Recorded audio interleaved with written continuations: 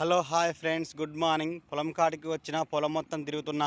ఏ మడిలో వాటర్ ఉన్నాయి, ఏ మళ్ళీ వాటర్ లేవో చూసుకుంటున్నాను. ఎందుకంటే నీళ్ళు అనేది ఎక్కువగా పెట్టడం వల్ల మొక్క అనేది పెట్టినటువంటి మన నారు అనేది మొత్తం కూడా చనిపోతుంది. ఎందుకంటే ఈ మధ్యకాలంలో చలి అనేది చాలా విపరీతంగా ఉన్నది కాబట్టి వాటర్ అనేవి ఎర్లీ మార్నింగ్ వచ్చి నీళ్ళు పెట్టాలి. ఉదయం వచ్చేటువంటి వాటర్ అనేవి చాలా వేడిగా ఉంటాయి. కావున మనం పెట్టినటువంటి నారుకు వెచ్చదనంగా ఉండి తొందరగా మొక్క అనేది పెరుగుతానికి అనుకూలంగా ఉంటుంది.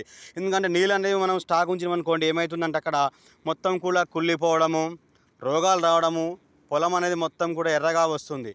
కాబట్టి రైతులందరూ కూడా ఆలోచించండి. ఎర్లీ మార్నింగ్ వచ్చి నీళ్ళు పెట్టాలి, సాయంత్రం టైం మోటార్ బంద్ చేసిపోవాలి. మిదులు కూడా ఎడలు పడినట్లయితే ఆటోమేటిక్గా వాటర్ అనేవి బయటికి వెళ్ళిపోతాయి.